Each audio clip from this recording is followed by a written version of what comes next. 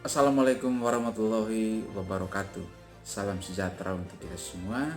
Selamat pagi keluarga Indonesia. Untuk pertama kalinya saya bertemu dengan keluarga Indonesia melalui dunia maya. Karena itu, baiklah di awal video singkat ini saya memperkenalkan diri terlebih dahulu. Saya Pak Andre, penyuluh Bangga Kencana tingkat kecamatan di Kecamatan Bola, Kabupaten Sika, Pulau Flores, Provinsi Nusa Tenggara Timur. Pada kesempatan ini saya ingin memberikan sedikit kilasan tentang program Bangga Kencana. Untuk itu, baiklah, mari kita dengarkan bersama. Badan Kependudukan dan Keluarga Berencana Nasional atau yang disingkat BKKBN dalam menjalankan tugasnya mengemban 3 misi penting yang terangkum dalam satu program unggulan, yaitu program pembangunan keluarga, kependudukan, dan keluarga berencana atau yang disingkat dengan program Bangga Kencana.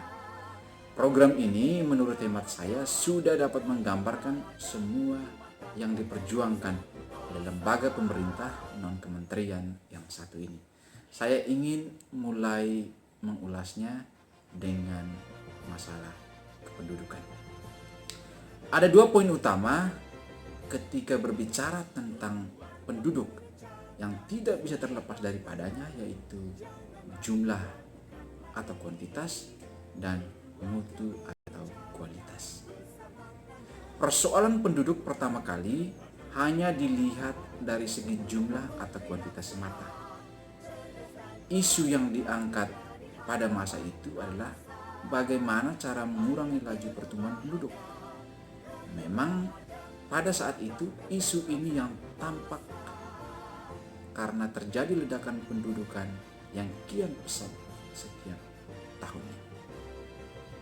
Setelah program ini mulai membantu menekan laju pertumbuhan penduduk, pada masanya muncul lagi isu yang baru yang menyangkut mutu atau kualitas.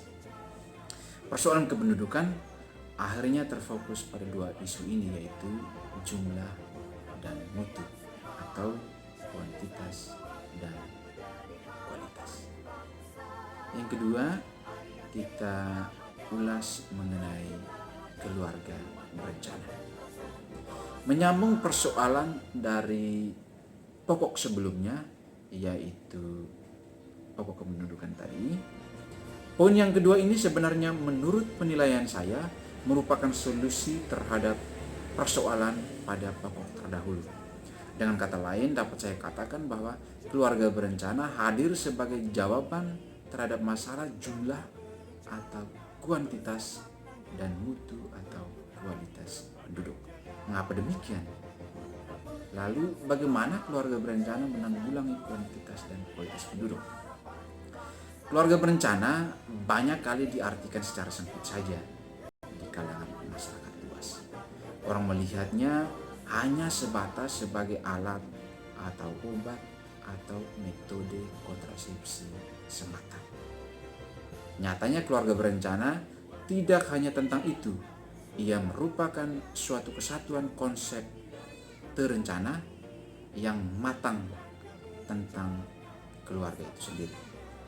Keluarga berencana adalah keluarga yang membangun biduk rumah tangganya lewat proses perencanaan. Hal ini berarti bahwa segala sesuatu yang terjadi di dalam hidup berumah tangga merupakan buah dari perencanaan sebelumnya. Termasuk di dalamnya ialah merencanakan anak. Anak tidak boleh hadir atau dilahirkan secara kebetulan.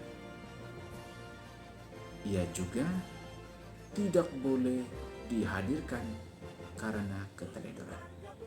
Ia punya hak sebelum ia dilahirkan, yaitu hak untuk direncanakan kehidupannya. Dalam persepsi inilah, maka keluarga berencana diharapkan menjadi solusi terhadap kuantitas dan kualitas masalah kependudukan di Indonesia. Dengan merencanakan, maka jumlah penduduk pada lingkup dan satuan waktu tertentu dapat diperkirakan. Jika manusia dilahirkan dari suatu proses yang terencana, maka diharapkan juga bahwa perjalanan hidupnya pun melewati proses yang sama, yaitu proses yang berencana. Di dalam proses inilah diharapkan kualitas seorang manusia dapat dibentuk dan diarahkan menuju kebaikan dan kebajikan. Lalu yang terakhir yaitu tentang pembangunan keluarga. Pokok yang selanjutnya setelah merencanakan keluarga lewat keluarga berencana adalah membangun keluarga melalui upaya pembangunan keluarga. Menurut BKKBN, tujuan pembangunan keluarga adalah sebagai berikut. Kurang lebih ada 4 poin. Yang pertama yaitu terbangunnya ketahanan keluarga balita dan anak serta kualitas anak dalam memenuhi hak tumbuh kembang anak. Yang kedua, terbangunnya ketahanan keluarga remaja dan kualitas remaja dalam menyiapkan kehidupan berkeluarga. Yang ketiga, meningkatnya kualitas lansia dan pemberdayaan keluarga rentan sehingga mampu berperan dalam kehidupan keluarga. Dan yang keempat atau yang terakhir adalah terwujudnya pemberdayaan ekonomi keluarga untuk meningkatkan keluarga sejahtera. Secara singkat dapat saya katakan bahwa tujuan pembangunan keluarga adalah memenuhi hak keluarga terhadap kebutuhan anggotanya pada setiap jenjang kehidupan mereka. Dengan demikian diharapkan bahwa tidak ada anggota yang merasa haknya terlewatkan. Pembangunan keluarga ini pun sekaligus berperan memutuskan mata rantai permasalahan pada siklus sebelumnya, sehingga persoalan kuantitas juga kualitas pada kependudukan, poin yang pertama tadi, dan merencanakan keluarga pada keluarga berencana atau poin yang kedua tadi, diharapkan dapat diputuskan.